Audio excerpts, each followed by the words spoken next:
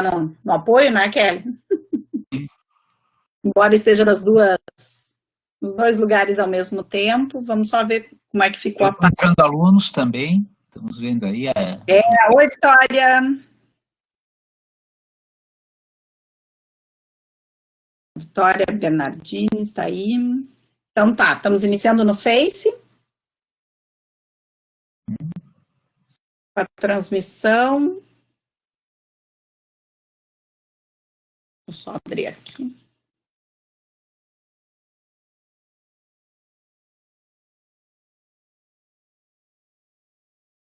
Só um minuto.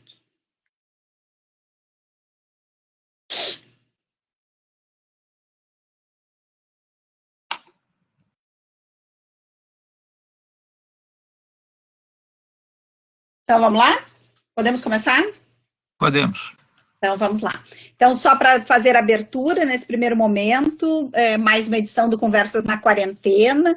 No dia de hoje, nós vamos falar sobre pandemia e proteção ao idoso, né? E, de certa forma, trabalhando um pouco também a tese, né, do professor Césio Sandoval Peixoto professor Marco. Tudo bem, professor? Que bom. Excelente.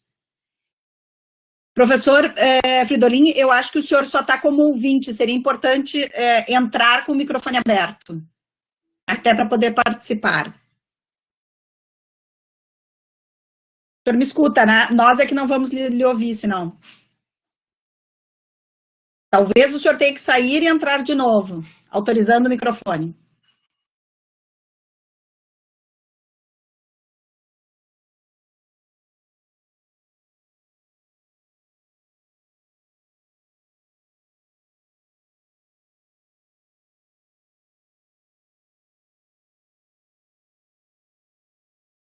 Vamos ver?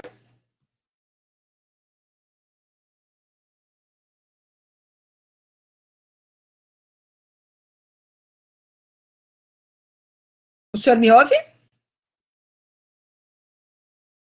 Isso. Talvez tenha que sair da plataforma e entrar de novo. Aí, na hora de entrar, autorizando o microfone, senão o senhor não vai conseguir falar.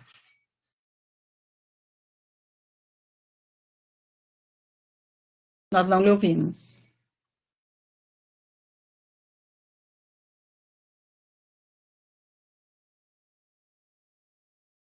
Talvez o senhor saia total, lá à direita, né?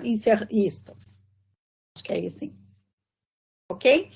Então, acho que pelo menos nós três abrimos os microfones agora, né? Para fazer a saudação inicial, e aí depois já passo adiante. Agradecendo imensamente aqueles que já estão entrando na plataforma, né? Alunos, professores. Tá? Damos mais um minutinho, acho que o professor Fridolin vai querer participar também ali, vamos ver se ele consegue entrar com...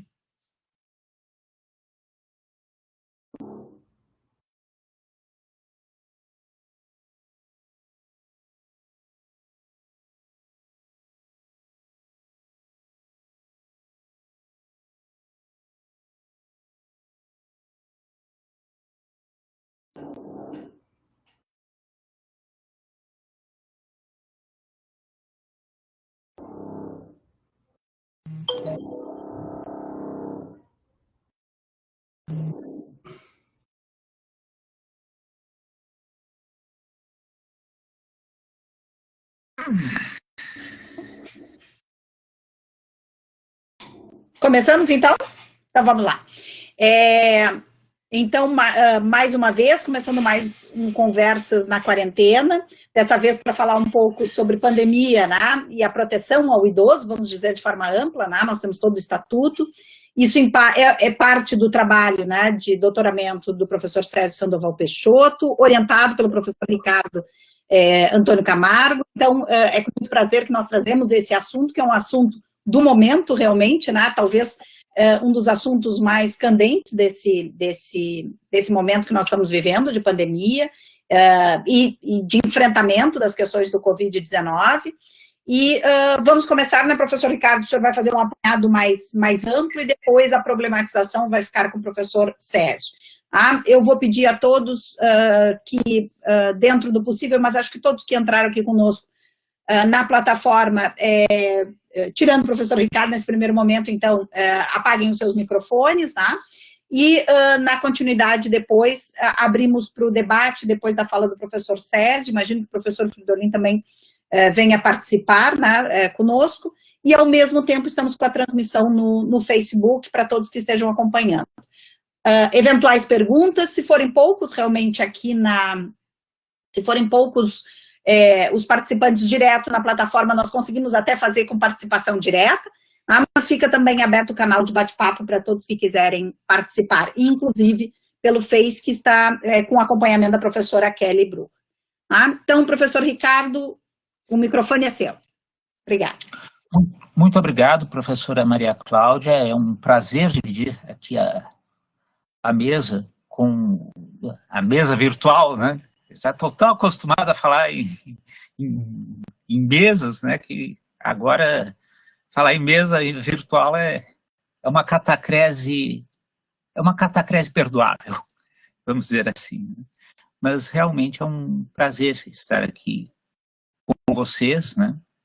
E na realidade, o que eu vou fazer aqui é tão somente apresentar o caminho que vai ser trilhado por quem realmente explorou melhor o tema cá no Brasil, que é o professor Sérgio Sandoval. Afinal de contas, ninguém sabe melhor do tema do que o autor da própria tese. Sabe mais até que o orientador. Sempre, diga-se de passagem. Né? Então, vamos adiante. Quando se fala no idoso, tem-se presente o dado de que só existem 2 destinos possíveis para o ser humano vivo. Só 2 destinos possíveis. Ou o denominado envelhecimento, ou a morte. Além da Ilíada e da Odisseia, atribui-se a Homero uma série de hinos dedicados a cada um dos deuses do Olimpo. E no dedicado a Afrodite, a Vênus dos romanos, é narrada a história de Titono. Alô? De Titono, irmão de Príamo. E... Alô? Alô?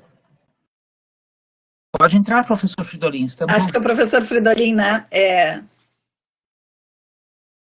Professor, o senhor pode abrir sua câmera e só fecha o seu microfone, agora nós lhe ouvimos.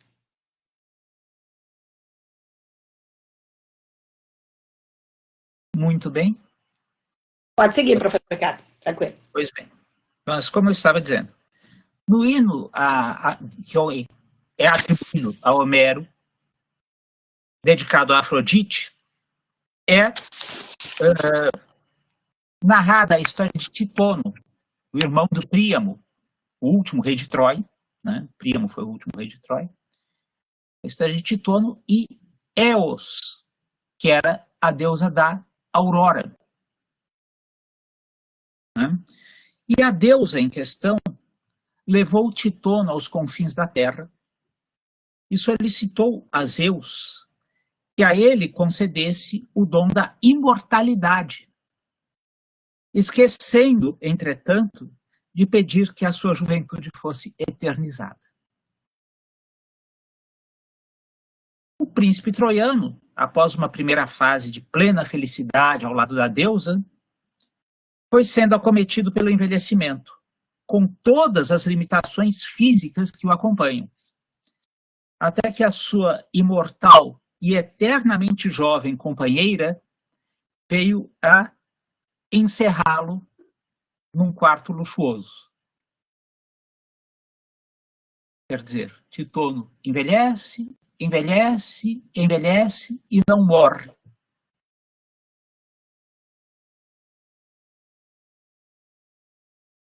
Quando tomamos, pois, o lugar do idoso na sociedade, vai ter repercussões no tratamento jurídico respectivo, a ponto de variar a própria definição de idoso, de acordo com as peculiaridades da relação jurídica que se tenha sob consideração como demonstrou o professor Césio Sandoval Peixoto na sua tese de doutorado, defendida em fins de 2019,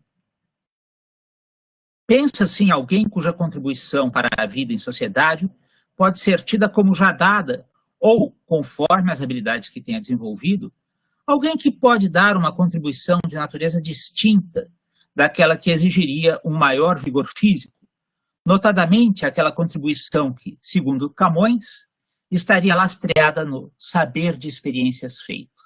Era a caracterização dada ao velho do Restelo, venerável, as advertências ao Vasco da Gama.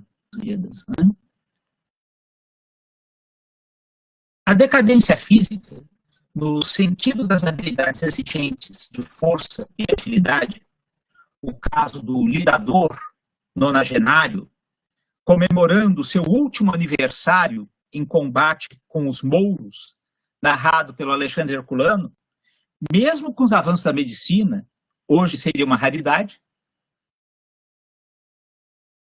reclama respostas do direito. E mesmo pensadores liberais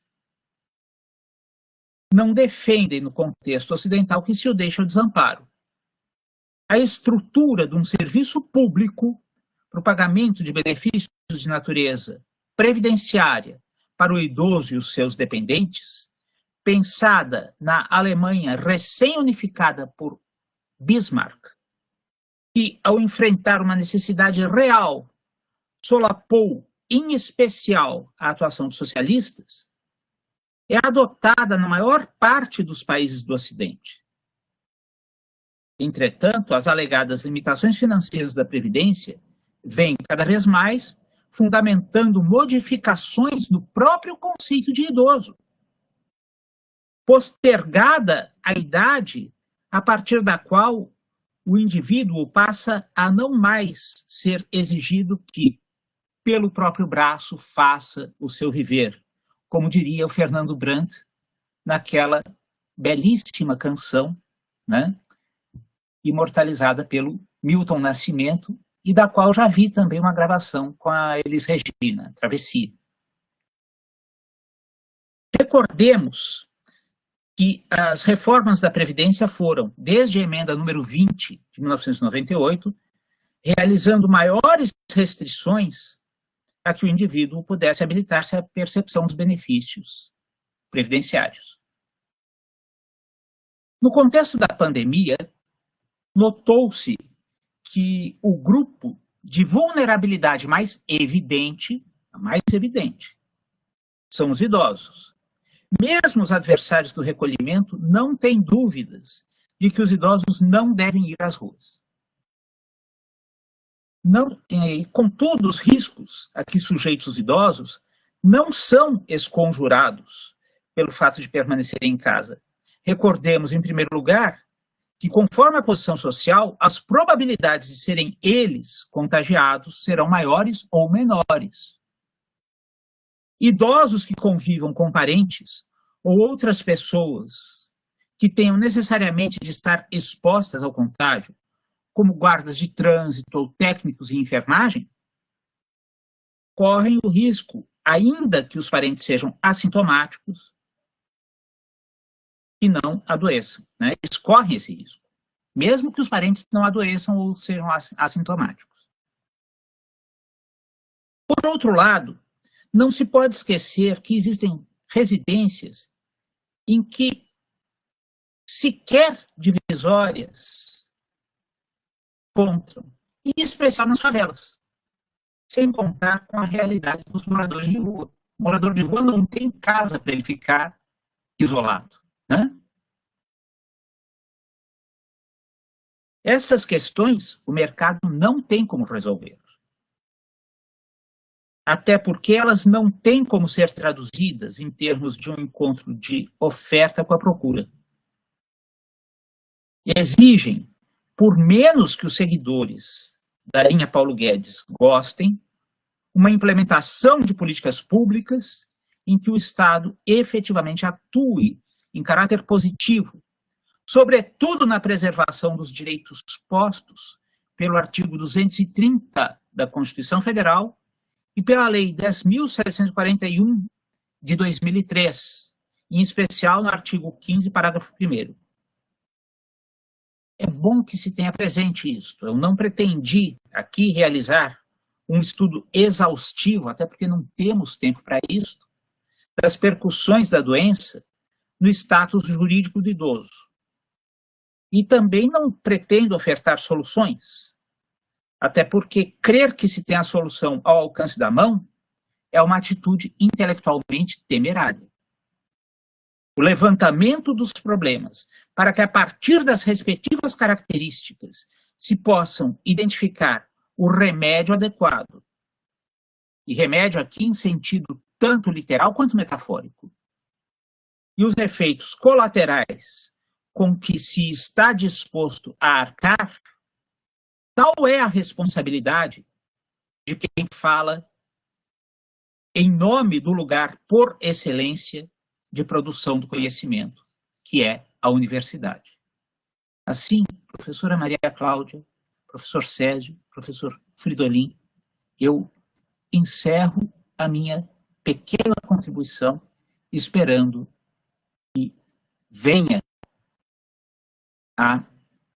o enriquecimento do que se vai ouvir nesta tarde a partir de vocês, meus cultos e preparadíssimos companheiros de mesa. Muito obrigado. Obrigada, professor Ricardo. Acho que foi uma bela introdução e uma ambientação, né, do que nós vamos tratar, problematizando agora. E eu passo a palavra, então, ao professor Césio. Primeiro, boa tarde, professora Maria Cláudia. Boa tarde, professor Ricardo Camargo. É com muita alegria que eu participo desse projeto. Diferentemente do professor Ricardo Camargo, que organiza o pensamento dele, o meu pensamento ele é meio caótico. Ele é meio caótico. Mas é nesse processo que a gente vai tentar aprofundar um pouco esse tema. Simone de Beauvoir, não é?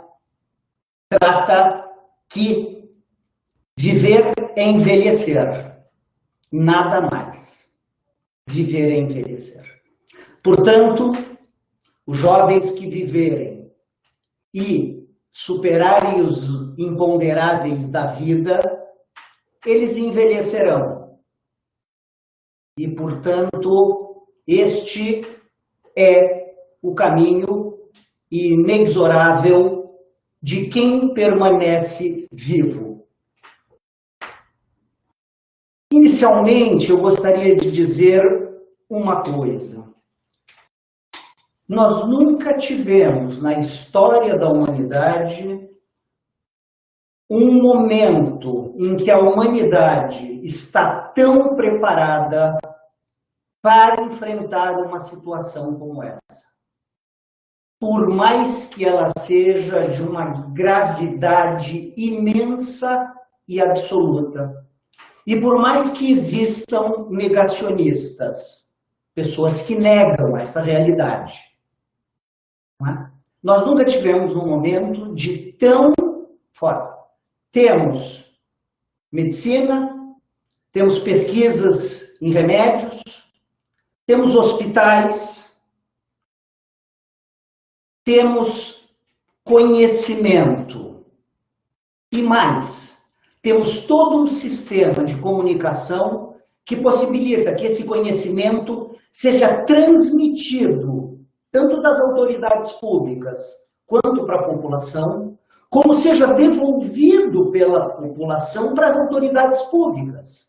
Porque cada pessoa pode informar a sua situação para a autoridade pública.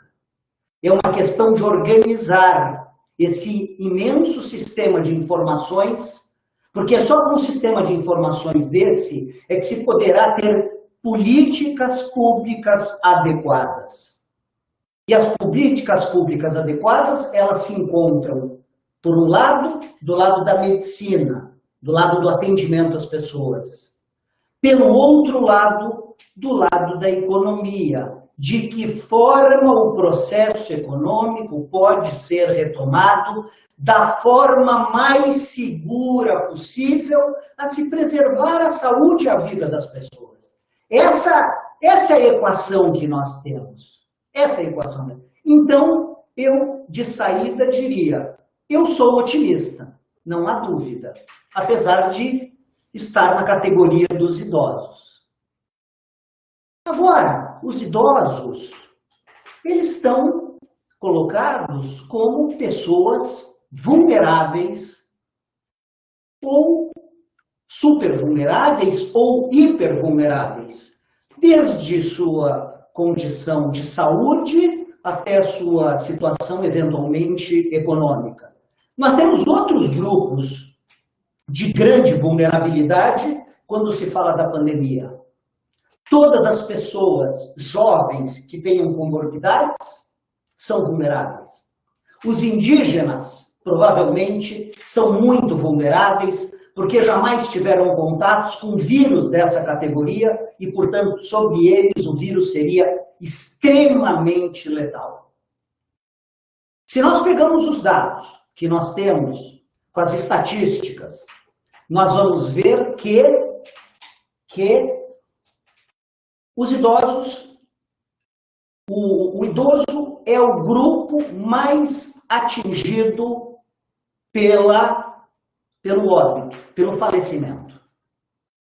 O idoso é o grupo que mais necessita de respiradores, que mais necessita de UTIs. Portanto, sob o ponto de vista do atendimento médico, as estruturas hospitalares, elas precisariam estar organizadas para atender mais fortemente esse grupo da população.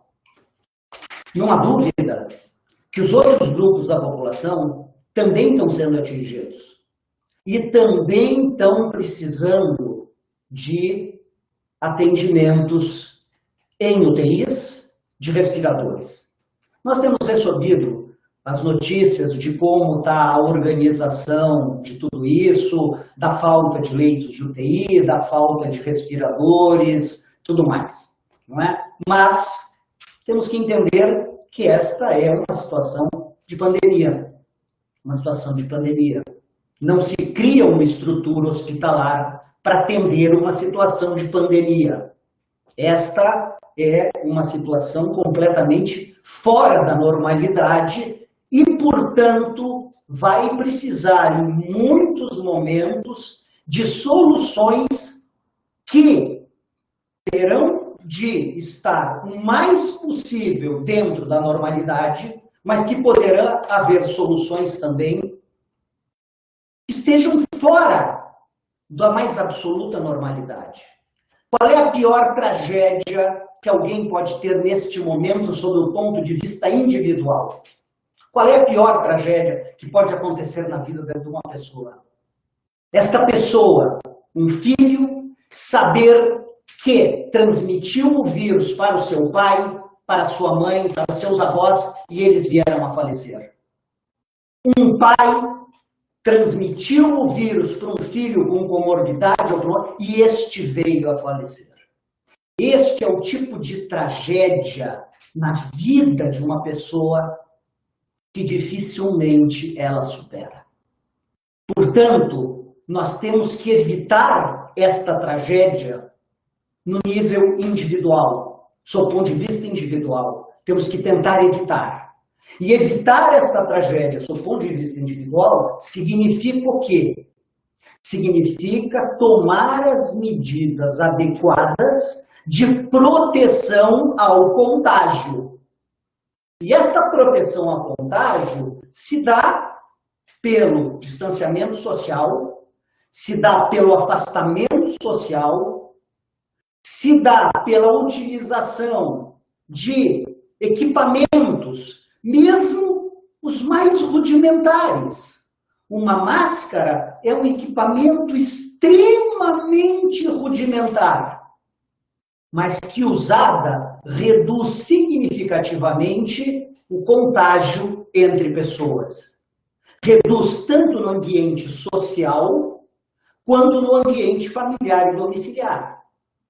Portanto, se nós queremos proteger os idosos nesta pandemia, deveremos respeitar distanciamento social, afastamento social, deveremos respeitar o uso de máscaras, deveremos respeitar a busca dentro de casa das pessoas que eventualmente souberem que tiveram contato com o vírus, de fazer um certo isolamento. O professor Ricardo Camargo lembra muito bem, parcelas imensas da população brasileira que convivem com idosos não têm possibilidade de fazer isolamento dentro de casa.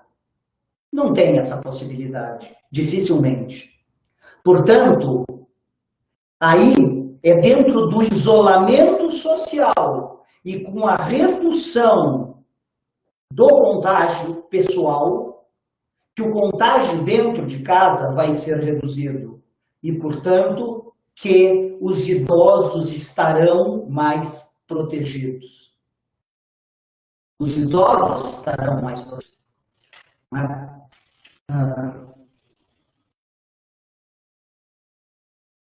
Um médico chega para um colega e diz: colega, me ajuda a resolver um problema. Eu tenho 2 pessoas na fila. Tenho 2 pessoas na fila e tenho só um respirador. O que eu faço? O que eu faço?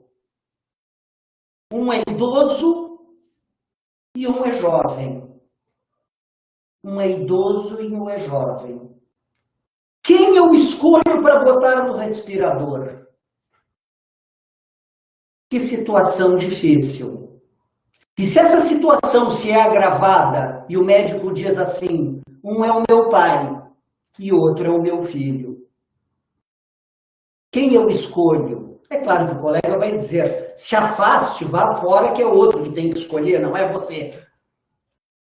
Mas eu quero escolher. Veja, é o dilema. Como o direito e economia responde a esse dilema? Como o mercado responde a esse dilema? Não tem resposta, em princípio, dentro do mercado. Não tem resposta utilizando a lei dos rendimentos marginais decrescentes. Coloque o jovem, o velho é custo, o velho é despesa, o velho não produz mais nada, deixa o velho morrer. Não, mas espera aí, o jovem tem comorbidade, o jovem tem outras doenças, o idoso é absolutamente saudável. O tema que eu trabalhei na minha tese foi a possibilidade de pensar sobre um conceito de idoso que levasse em consideração não somente o estatuto de idoso, que tem um critério etário de 60 anos, mas que fosse levado em consideração muitos outros critérios. Muitos outros critérios, e até mesmo o critério da autodesignação. Eu me considero idoso ou eu não me considero idoso. E, portanto, a própria pessoa abriria mão de eventuais direitos que teria na condição de idoso e poderia até negociar estes direitos para receber direitos melhores ou maiores no futuro. As nossas diversas leis trabalham com muitas idades diferentes na questão do envelhecimento. Muitas idades diferentes. A possibilidade de não votar a partir dos 70 anos, né? E a obrigatoriedade do casamento com separação de bens a partir de uma idade avançada, obrigatória separação de bens. Então, as prescrições reduzidas para idosos. Então, existem muitas regras dentro do direito que trabalham com idades diferentes, que levam em consideração a idade avançada. E é por isso que eu fui tentar trabalhar com o quê? Com a possibilidade de verificar se seria possível nós termos um conceito razoavelmente unitário de idoso, ou um conceito unitário de idoso. Afinal das contas, quem é idoso para determinados direitos, deveria ser considerado idoso para outras situações também. A não ser que essas outras situações sejam absolutamente específicas. O ministro do STF, aos 75 anos, entra no ônibus e diz: eu não preciso pagar passagem, porque eu sou idoso para receber passagem, mas não sou idoso para decidir sobre questões altamente complexas que influenciam a realidade toda do país. Então, vejam, há uma certa tensão neste conceito. Foi por isso que eu fui trabalhar o conceito do idoso e aqui vamos deixar bem claro, não é, professor Ricardo? Eu não trabalhei o meu tema numa ótica de pandemia. Não entrou pandemia no meu tema lá. A pandemia, ela veio agora. Uma outra questão que eu gostaria de trazer é o seguinte: qual seria o papel do Ministério Público nessa situação de que nós temos um imenso número de idosos entubados, inconscientes, sem nenhuma possibilidade de decidir qualquer coisa e com as suas famílias completamente afastadas e sem possibilidade de participar em nenhum processo decisório? Eu penso que o protocolo médico, o protocolo das instituições, deveria, qualquer decisão que possa implicar no falecimento de uma pessoa por uma decisão de desligar equipamentos em pacientes terminais, deveria ser decidido por uma comissão criada dentro de cada hospital e isso ser comunicado imediatamente ao Ministério Público, que tem como uma das suas funções a proteção dos idosos. Tem como uma das funções a proteção dos idosos. Então, vejam, o que eu tenho para contribuir é isso, não é? A luta muito grande que tem que ser travada hoje para os idosos serem protegidos da contaminação, tanto no ambiente externo como no ambiente interno. E aí nós vemos situações extremamente complicadas e de difícil solução. Você faz um programa, uma política, em que você libera R$600 e as pessoas se aglomeram no entorno das caixas econômicas federais para receber aquele valor, numa situação de autocontágio, em que as pessoas voltam para casa e contaminam os seus familiares, contaminam os seus idosos. Portanto, cada política pública dessas que é pensada, não é? E a solução é uma solução de massa, não há a menor dúvida.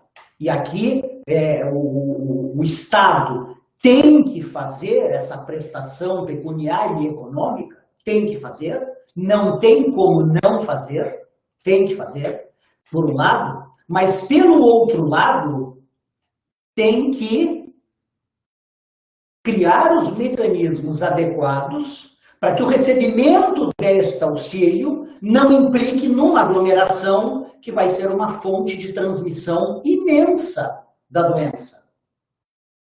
E eu diria, finalmente, que eu espero que não haja pessoas pensando da seguinte forma: esses velhos, eles não produzem mais nada. Eles geram a previdência pública, oneram as estruturas hospitalares, eles só oneram. Portanto, se a pandemia matar um número significativo, certo? Isto será, entre aspas, uma quase reforma, onde despesas sociais e custos sociais seriam diminuídos, colocando-se na conta da pandemia, e não como consequência de escolhas que vão sendo feitas pelas autoridades públicas, e não somente pelas autoridades públicas, por todos os sistemas de informação, pela importância de um jornalismo correto, adequado, que leve as informações corretamente, para que as pessoas tenham as informações corretas, para quando tomarem as suas decisões individuais, não transformarem essas decisões nas tragédias da sua vida e nas tragédias da sociedade, Mas, volto ao que eu disse primeiro, nunca estivemos tão bem como sociedade para enfrentarmos esta situação. É uma questão de disponibilizarmos as informações, é uma questão de se utilizar de todo o poder de convencimento para as pessoas entenderem que com alguns pequenos gestos de mudança da sua rotina, elas poderão preservar as suas vidas, a dos seus familiares, a dos seus idosos e a da sociedade como um todo. Então, eu gostaria de trazer essa minha contribuição.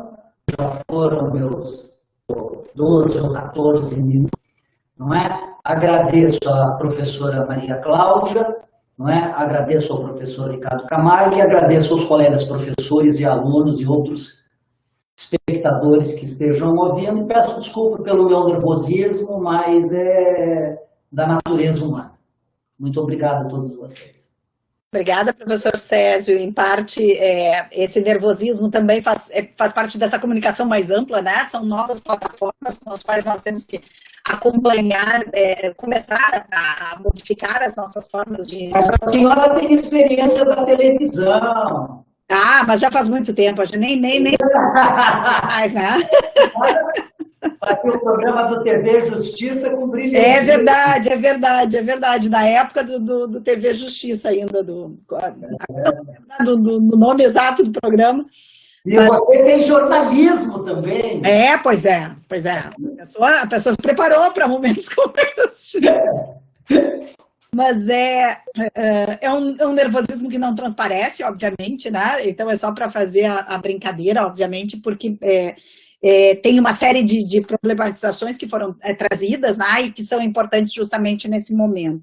E talvez para a gente começar um debate, até para quebrar o gelo com a nossa plateia virtual, né?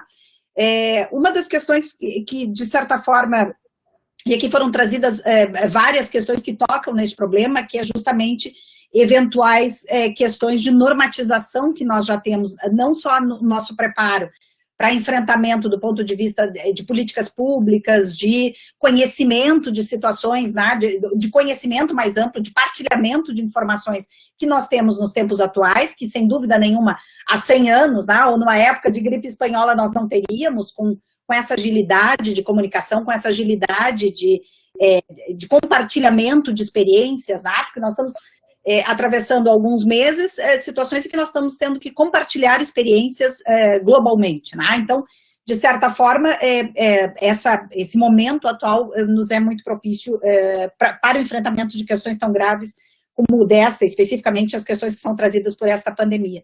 Mas foi trabalhada a questão, aqui trazidas, os problemas relacionados às posições jurídicas, né, que nós assumimos, e uma série de situações que envolvem também o fato de alguém estar numa qualidade de vulnerável e numa qualidade de vulnerável reconhecida de forma normativa. Tá? O questionamento que eu queria trazer, talvez, em razão, então, do Estatuto do Idoso, o questionamento que eu queria trazer, justamente por esta abordagem de intervenção do Ministério Público, né, de eventual judicialização de algumas questões que sejam trazidas, inclusive para se saber que norma é aplicável, né, no momento que nós tivéssemos que escolher numa fila a quem destinar, né, numa fila de pessoas a quem destinar um respirador, ou algum tipo de equipamento mais específico. O meu questionamento, tendo em vista que nós temos estudantes acompanhando, é se a existência do Estatuto do Idoso como uma normatividade positivada, ou seja, que tem já todo um desenvolvimento e um reconhecimento específico, se ela seria algum tipo de fonte normativa que daria uma precedência, e aí, no sentido bem técnico, né, para dar aquela ideia de preferência normativa, mas se daria alguma precedência em termos decisórios. Porque as demais, naquele caso, vamos imaginar, né, do jovem com uma comorbidade e da pessoa mais velha, né, que estaria na posição jurídica de vulnerável como idoso. O fato de existir um estatuto do idoso daria precedência normativa na hipótese de uma decisão, ou seja, nós não temos uma proteção específica com a mesma carga normativa para aquele que desenvolve uma diabetes, né, uma hipertensão, ou determinado câncer, né, em alguma situação terminal, e que poderia ser levado como uma comorbidade, né, no momento da escolha, né, no momento da decisão a ser tomada de forma correta. A existência do Estatuto do Idoso, será que ela daria uma precedência normativa para que essa escolha pudesse ser feita normativamente, reconhecendo a vulnerabilidade com mais força por existir uma norma positiva, ou nós vamos trabalhar em outros termos, no conjunto de fontes normativas em termos de ponderação? Professora Cláudia, eu respondo primeiro e depois peço ao professor Ricardo Camargo responder. Eu acho que a realidade ela vai suplantar o texto legal. Não há possibilidade de aplicação desta vulnerabilidade genérica sobre o caso específico de uma decisão numa emergência de um hospital em que faltou o remédio para anestesia, faltou anestesia, e você tem duas pessoas utilizando respiradores, você tem que decidir em quem você dá anestesia. Eu acho que não há esta possibilidade, não é? E se um comitê médico hospitalar chegar à conclusão que duas situações se equivalem em situação médica efetiva, no meu entendimento, e uma pessoa é idosa e outra pessoa é jovem, se optaria pelo jovem nessa situação. Mas se por uma avaliação médica específica de um comitê médico, com toda a dificuldade que seria fazer isso numa situação emergencial, com toda dificuldade, imagina 5 médicos, 3 de um jeito, 2 de outro. Isso é pior do que o grupo no Tribunal de Justiça. Entendeu? Mas uma decisão tem que ser tomada. E não se vai poder invocar, eu acho, que o texto da lei, pura e simplesmente, o vulnerável é o idoso e ele, portanto, pela lei, ele tem uma proteção específica e nós temos que seguir essa proteção específica. Eu acho que essa é a situação em que a realidade da pandemia vai fazer com com que nós repensemos quais são as exceções a esses princípios gerais e essas proteções gerais que estão colocadas. Porque, no limite, nós estamos falando de duas vidas. Nós estamos falando de duas vidas. E você tem que optar pelas vidas. Não é? Isto é algo comum, inclusive, em agências. Comum. Quando chegam pessoas produto de um incêndio em situação e a emergência não tem capacidade, os médicos vão adotando os protocolos que eles têm. Mas não há ali, tá certo? Num primeiro momento, se são todos jovens, não há uma regra. Proteja-se o idoso e não se proteja o jovem. Eu acho que a decisão vai ser: afasta-se o princípio geral de proteção ao vulnerável, no caso, o idoso, e se opta por uma decisão em cima de cada caso concreto. Mas essa decisão tem que ser absolutamente justificada. Justificada. Sabendo que, no limite, não é? Se jogam dados. No limite, se jogam dados. Muitas decisões na vida são tomadas na sorte. São tomadas na sorte. Que é um dos critérios mais imparciais que há. É a sorte. Duas situações. Dois idosos colocados e tem que se optar qual dos dois tem o respirador. E a situação deles é equivalente. O que faz o médico? O que faz o médico? No limite, é a sorte. E talvez tenha que até ser adotado como um critério de solução de um conflito. É a sorte. Duro, mas o professor Ricardo sumiu. Eu acho, professor César, que o professor Ricardo estava justamente com esse problema de internet agora, professor Ricardo. Voltou. Pronto. Qualquer coisa também, se estiver muito cortado, dá para tirar só a câmera. Internet. Eu fui sabotado pela internet, desculpe. É, ótimo. Não sei se o senhor quer fazer alguma intervenção agora, depois eu tenho mais uma questão aqui, trazida pela professora Kelly. Bom, o que o Sérgio estava a referir ainda há pouco, né, depois a gente enfrenta a questão posta pela professora Kelly, é exatamente um problema. É engraçado, tem sido recorrentes as minhas citações a esta obra de 1920, que é a Revolta dos Fatos contra o Código, do Gaston Morin. E versava justamente o abalroamento daquelas certezas postas pelos princípios que fundavam o monumento construído por Napoleão Bonaparte, que era o Código Civil francês, de 1804. Né? E ressurgiam temas que escapavam completamente, mas completamente, às previsões postas na legislação francesa. Né?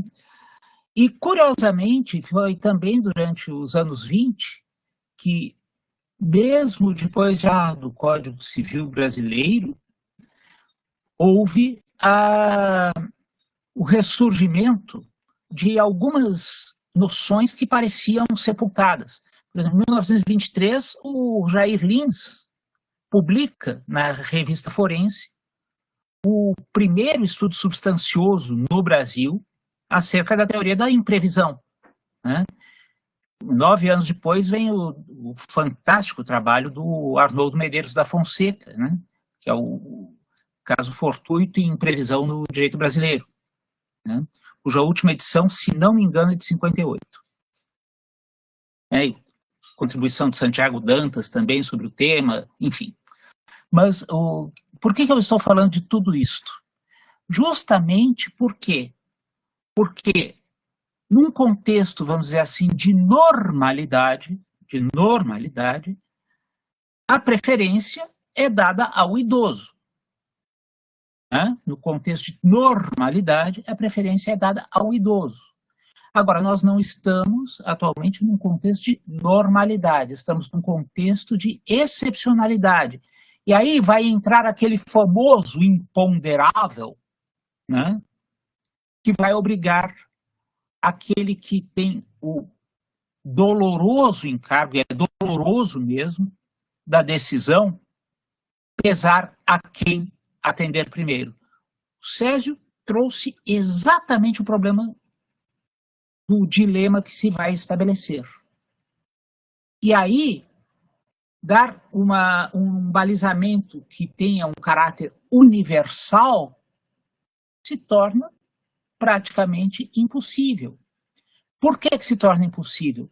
Porque nós estaremos aqui tentando dar balizamentos para situações limite. E na situação limite, o único balizamento que existe é a decisão rápida. O que se deve efetivamente fazer é evitar chegar na situação limite. Isso é outra coisa, porque a maior parte das situações limite é evitável.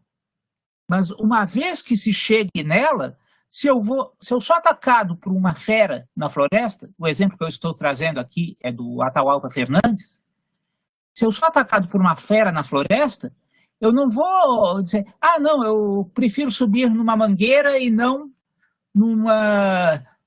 num jacarandá. A árvore mais alta que tiver ali, eu subo. E ponto.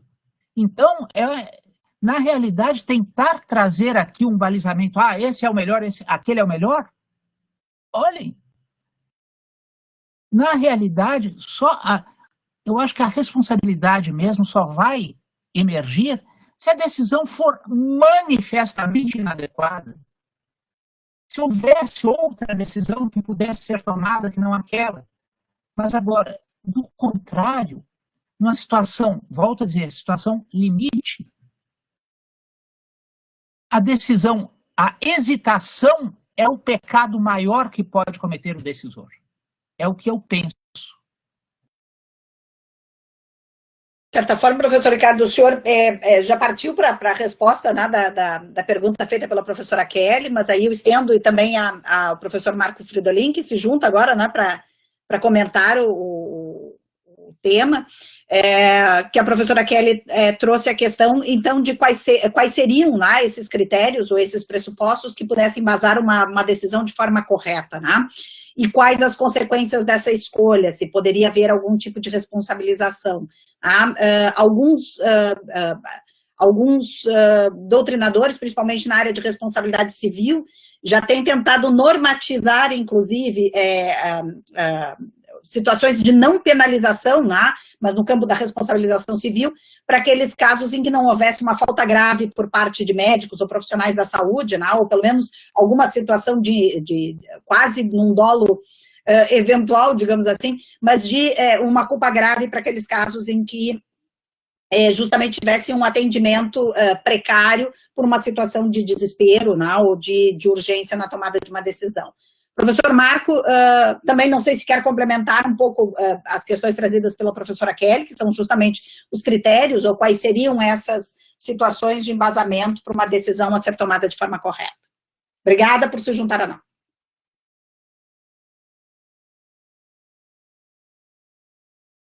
Acho que o senhor está sem som. Está sem microfone, Marco. Puxa, deixa eu tentar fazer uma coisa diferente. Só um minutinho, só um minutinho.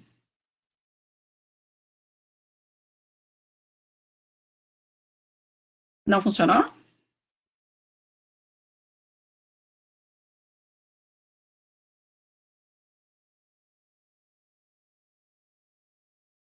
Antes, quando o senhor entrou, tinha dado som, né? Tinha funcionado. Eu estou tentando torná-lo apresentador, tornei ali, mas... Vamos ver agora? Não? Marco, você clicar. não tem o microfone. Pega o microfonezinho e clica em cima. Tenta clicar no onde está o áudio algumas vezes para ver se ativa. É uma das coisas que às vezes funciona. Não no microfone, naquele que parece um telefonezinho. Você clica algumas vezes e consegue ativar ele. No do meio ali, no do meio. É. Na bolinha do meio ali, no outro. Mas várias pessoas têm relatado problema com áudio. Pois é. Neste aqui, né? Não sei se... No MConf. Agora acho que foi? Acho que Deu? agora... Ah, que bom. Muito Ótimo. bem. Antes de mais nada, eu quero agradecer pela participação nesse evento do professor Césio, em que ele está expondo aí a sua tese relativa ao Estatuto do Idoso, e eu me sinto muito honrado de participar dessa mesa, digamos assim, à distância, com o professor Ricardo Camargo, a quem eu admiro muito, com a senhora, a doutora Cláudia, e com o Césio e os demais que estão participando. Eu gostaria de fazer alguns comentários sobre a questão que envolve a intervenção do Estado na promoção de ações de vigilância epidemiológica, tá? E chamar a atenção, Césio, para algumas previsões que nós temos na Constituição sobre isso. Tá? Então, lá no artigo 196, nós temos lá aquela famosa afirmação segundo a qual a saúde é um direito de todos, nível do Estado, e ela se faz acompanhar, né, que a saúde vai ser garantida mediante políticas sociais e econômicas que visem a redução do risco de doença. Tá? Mais adiante, no artigo 198, nós vamos encontrar ali também no inciso 2º, né, essa garantia de atendimento integral com prioridade para atividades preventivas sem prejuízo de serviços assistenciais. E lá no artigo 200, inciso 2º, o que nós temos, né, nessa linha da prevenção? Né? A previsão segundo a qual cabe ao Sistema Único de Saúde promover ou executar ações de vigilância sanitária e epidemiológica. Então, nós estamos diante de uma epidemia, uma pandemia, porque ela é mundial, né? E nós estamos também diante da necessidade de promover, de intervenção do Estado, visando a promoção de ações de vigilância epidemiológica. E aí, nesse ponto, eu queria destacar um aspecto que é o seguinte, tá, do ponto de vista doutrinário, existe uma dupla divisão nessas ações de vigilância epidemiológica. A primeira consiste na intervenção do Estado para a promoção das chamadas medidas de prevenção ou de vigilância epidemiológica primárias. E elas consistem na adoção de medidas voltadas ao quê? A evitar a disseminação da epidemia. Tá? Então, nós estamos, no caso, diante de uma epidemia, né, através que se difunde através desse vírus, que é o coronavírus, que é uma doença que se difunde, chamada de doença infecto-contagiosa. Tá? E aí eu quero só traçar um paralelo, por exemplo, com a questão que envolveu a epidemia da AIDS. Tá? E por que eu traço esse paralelo? Para justamente destacar uma diferença entre doença infecto-contagiosa e doença transmissível. Tá? Então, o nível de contágio do Covid é muito mais alto do que no caso do HIV, porque o HIV se transmitia de modos bastante restritos de uma pessoa a outra, ou através de vias bastante restritas. Então, a forma de prevenção, de promoção dessa vigilância epidemiológica em nível primário, em relação ao HIV, e também, por exemplo, isso aí vale para a hepatite C, é uma forma diferente daquela que tem que ser adotada agora em relação ao Covid. Porque lá simplesmente bastava tomar adotar precauções para evitar a transmissão de uma pessoa para outra, né? Bastava não haver um contato sexual ou um contato mais íntimo, né? Ou seja, o HIV, não há problema nenhum, por exemplo, na questão que envolve o atendimento médico em relação ao risco de contágio do profissional que o atende, ou no ambiente de trabalho. Ou seja, as atividades elas podem se desenvolver normalmente. Isso não existe o radicalismo que está exigindo na questão da prevenção, né, do Covid, né, que envolve essa situação de isolamento social, estilo assim, distanciamento, né, ou seja, as pessoas não se aproximarem umas das outras, não fechar os locais públicos. E o segundo ponto que eu quero destacar são as chamadas medidas de prevenção secundárias, tá, de uma epidemia. E elas envolvem já nesse segundo momento o quê? A questão que diz respeito ao diagnóstico da doença, propriamente dito. Tá? Então, todos nós estamos expostos a essa epidemia. Tá?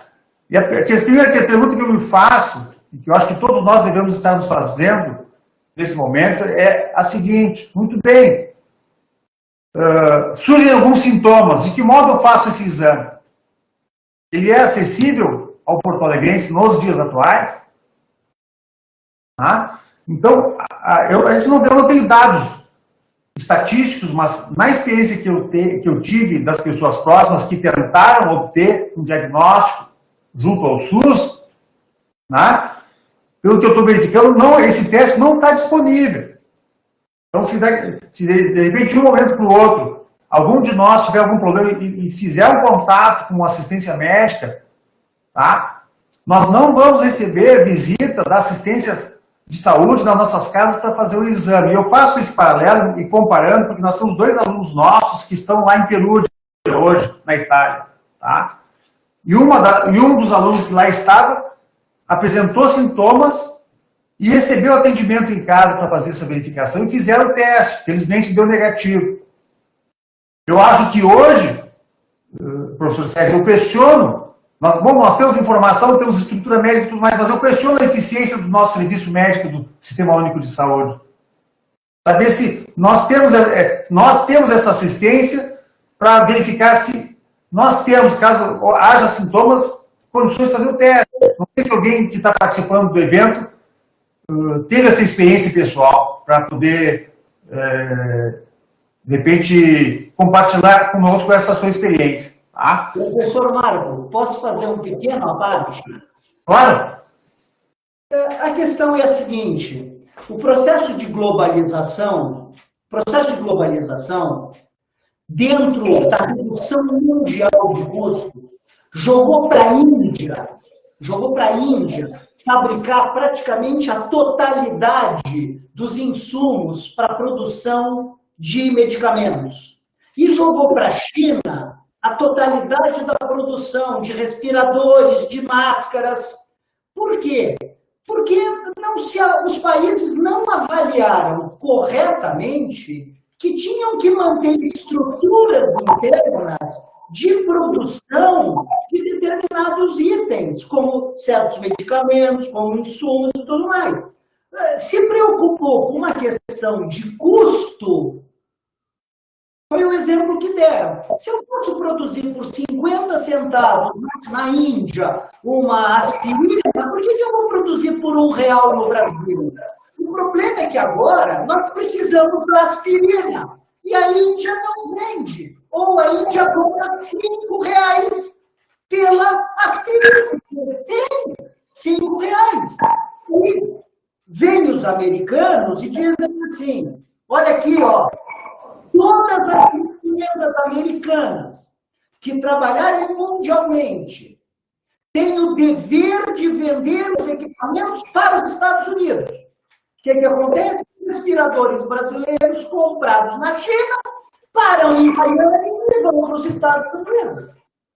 É um problema que é um efeito colateral da globalização, dessa estruturação. E eu participei muito em 1994, quando eu estive na Itália, Eu participei muito da questão da privatização na Europa. E os europeus, naquele momento, não admitiam privatizar seus sistemas de telecomunicações. Não permitiam privatizar suas companhias aéreas. Porque eles diziam assim, eu não vou ficar na dependência de um outro país ser dono do meu sistema de comunicação. Eu não vou ficar na dependência de um outro país ser dono da minha estrutura aérea. Sim. E não de uma aviação eu não tenho. Isso mas sério? nesses últimos 25 anos, e o processo de privatização e globalização aconteceu de uma forma absolutamente que somente pensou em custos. Mas, professor Sérgio, E nós temos hoje... no âmbito da saúde, o Brasil foi na contramão da globalização, porque nosso sistema único de saúde é totalmente estatizado. Então, por qual razão nós, tendo estatizado, não temos a solução do problema? Se nós somos estatizados, estamos fora do mercado. Essa que é a questão. Nosso sistema é estatizado. Nós estamos fora do mercado. Então, o nosso sistema não é ineficiente. Mesmo sendo estatal e estando fora do mercado. Marco, o sistema financeiro pela cobrança de impostos. Se hoje nós não tivéssemos o SUS, com todas as deficiências que tem, a situação seria milhões de vezes mais grave. Por quê? Porque a população média não tem renda para pagar planos privados. Não tem renda. A população média brasileira, 80%... Estou colocando uma outra questão. Isso é o suficiente para comer. Eu acho assim, ó. A gente até pode fazer outro painel para discutir sobre o SUS, tá? Porque o nosso sistema... na Itália também tem sistema público de saúde, só que lá, diferentemente daqui, o atendimento não é universal. E nós aqui optamos por um sistema universal que é único no mundo. Tá? E, na minha opinião, a origem da falência do sistema de saúde está no princípio da universalidade. Nenhum outro país fez o que nós fizemos aqui. Então, respondendo à colocação, porque esse problema da universalidade, é isso que eu quero colocar para vocês. Ele impede que se atue através do princípio oposto, que é o da seletividade. Que é aquele a partir do qual vai estabelecer critérios de uso racional de recursos. Inclusive, em relação ao estabelecimento, respondendo à questão que está sendo colocada no debate, a priorização no atendimento. Porque quando nós temos um sistema universal, a prioridade do atendimento, até foi uma colocação bem inteligente feita pelo Giovanni Tarello, no artigo que ele escreveu. Ele diz o seguinte, olha, o sistema universal é o sistema da fila. Quem chega primeiro recebe o atendimento. Então ele diz o seguinte, esse é o sistema que favorece quem tem tempo, porque quem não tem tempo não pode ficar na fila. Essa que é a questão. Agora, se nós não estamos dispostos a questionar, a analisar criticamente essa situação, nós temos um sistema de previdência e de seguridade que está em crise. E isso envolve o atendimento de saúde, isso envolve o pagamento de aposentadorias. E aqui eu estou fazendo uma análise bem concreta.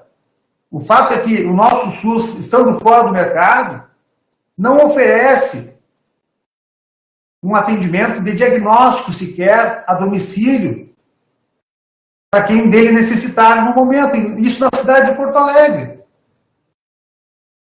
O que dirá em Cacimbinhas. Agora, o que eu coloco para vocês... Professor Marco, isso... Sem crescimento assim. Em Viamão não tem teste. Que as empresas privadas comprassem os testes. As empresas privadas podiam ter comprado Mas os eu acho testes. que não é essa a nossa discussão, eu acho. Em princípio, eu até não acho essa. Por que elas não compraram? Empresas privadas, eu só estou querendo demonstrar que o sistema não está funcionando. Se nós precisarmos de diagnóstico, que é o ato primeiro, para se poder prescrever um tratamento, nós não temos acesso a esse diagnóstico sequer na cidade de Porto Alegre, que é uma das mais desenvolvidas do Brasil. Professor? só em razão do horário. Me escutam? Sim, sim. Só em razão do horário, que nós já estamos avançando e não podemos prender, e o debate está excelente. Eu queria propor, então, um outro debate que nós pudéssemos trabalhar com a questão da saúde, do Sistema Único de Saúde e a saúde suplementar, né? E principalmente a questão dos planos privados de saúde, se nós pudéssemos, talvez, fazer um debate sobre isso, né? Porque escapa, é um pouco mais universal e mais amplo do que a questão específica do idoso, né? Mas que se nós pudéssemos, talvez, entrar nesse tema, acho que é bem interessante, fazermos um outro encontro só para trabalhar essas questões frente à pandemia.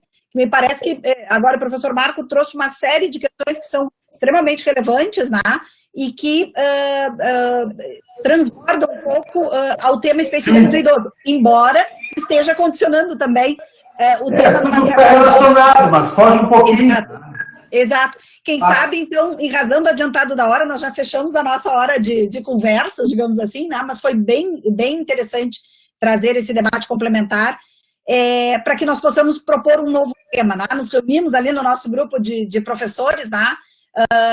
Para fazermos esse tema, que faço o convite a todos que estão participando e temos dado agora mais para frente, podíamos já pensar em alguma coisa nesse sentido, fica bem?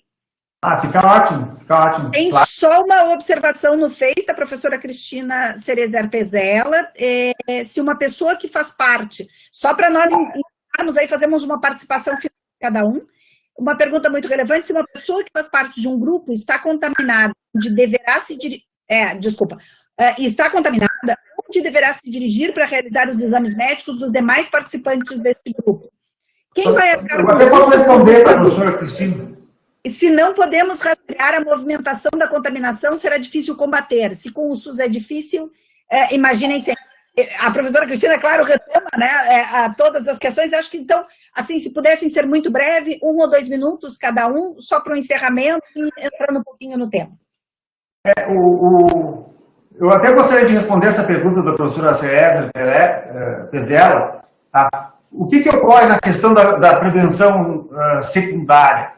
Quando alguém, porque isso faz parte do direito assistencial à saúde, tá? Quando alguém que é diagnosticado com uma doença infecto-contagiosa, esse alguém é uma doença de notificação obrigatória, entra para as estatísticas, mas ao mesmo tempo, o serviço assistencial municipal tem que ir na residência dessa família, orientar essa família e catalogar e também trabalhar o diagnóstico dos demais membros. Isso é o serviço próprio da assistência. Isso faz parte da assistência social.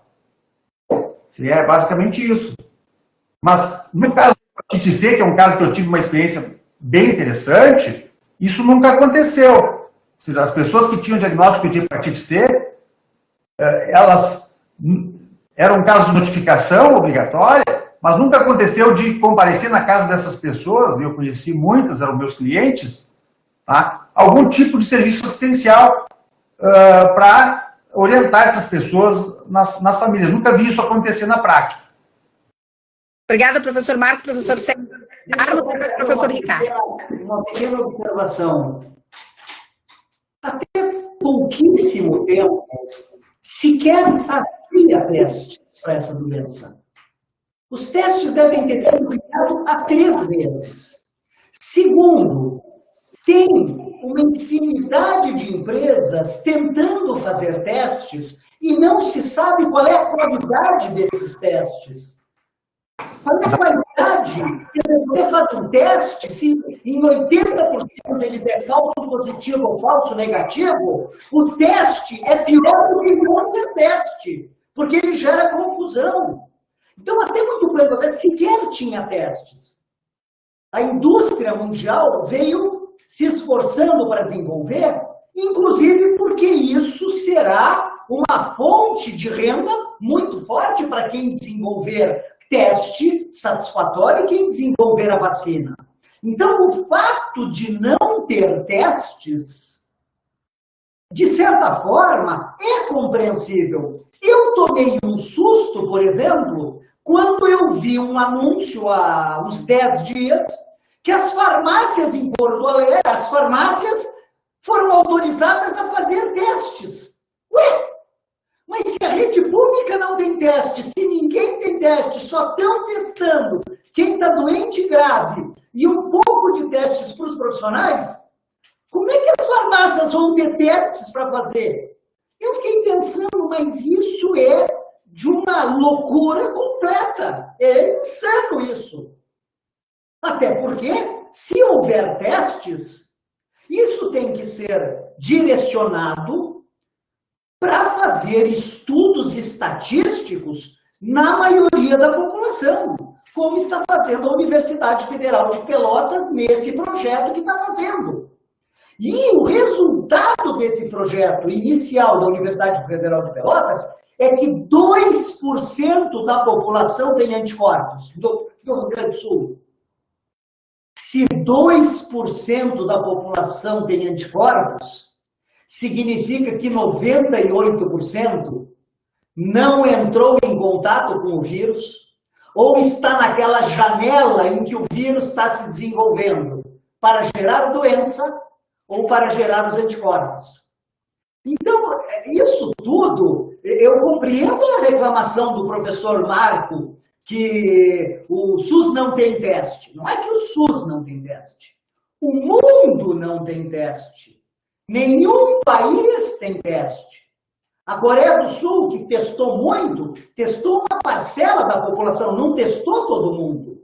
Não houve uma testagem maciça de 60 milhões de pessoas, 70 milhões de pessoas. Não há. Até porque esse resultado da testagem não resolve o principal problema. Não resolve. Se eu souber que 70% já teve a doença e 30% não teve, não resolve o problema da contaminação daqueles 30%. Aqueles 30% poderão ser contaminados e se a parcela de mortos for grande, morrerá um número significativo de pessoas. Portanto, a testagem ela é uma orientação para políticas públicas de redução de danos. De redução de danos. E nada mais do que isso. Obrigada, professor Sérgio. Eu tenho que terminar, senão o professor Ricardo não dá a sua palavra final. Professor, 1 minuto. Obrigado, professora Maria Cláudia. Eu vou procurar ser o mais breve que eu puder. Eu agradeço a todos que ficaram aqui até o presente momento, né? E devo dizer, a derivação que o professor Marco trouxe, né, num dos encontros anteriores, eu cheguei a dizer que mereceria até um curso inteiro o debate em torno do paralelo entre o sistema de serviço público de saúde com a saúde dita complementar, né, disciplinada lá no artigo 199 da Constituição, que inclusive está ligada aos planos de saúde disciplinados pela Lei 9656, né? Mas, como eu estava dizendo, eu acho que este tema do idoso não deve ser tido como resolvido no presente momento. Claro, no direito praticamente nada está resolvido. E como bem disse o Césio ainda há pouco, a pandemia não entrou na tese de doutoramento dele, porque não entrou nos planos de ninguém a pandemia. Esta é que é a realidade. E é o momento, sim, de nós começarmos realmente a pensar até que ponto a fidelidade a determinados dogmas antigos pode permitir que nós, pura e simplesmente, tratemos esta realidade como um desvio da ordem natural das coisas ou como um momento de refletir sobre o tipo de sociedade que nós construímos ao longo desses anos. Muito obrigado a todos. Obrigada, professor. Agradeço, professor Césio, professor Marco, professor Ricardo. Já deixo aqui o convite para todos que nos acompanharam, então, por essa hora um pouquinho mais estendida, na quinta-feira, 5 horas, aqui na MConf da URGS. Nós vamos falar um pouquinho estender talvez um pouquinho mais na questão dos seguros, né, e a cláusula de exclusão de pandemias nos contratos de seguro. O professor Marco Fridolin vai nos acompanhar nesse debate, também o professor Bruno Miragem. Então, já deixo o convite a todos para a próxima quinta-feira, e lá no nosso grupo de WhatsApp nós vamos combinar, então, a continuidade desse encontro aqui, estendendo para a questão dos planos de saúde, tá bem? Agradeço a todos, muito obrigada, uma boa noite a todos que nos acompanharam, e seguimos na quinta-feira. Obrigada.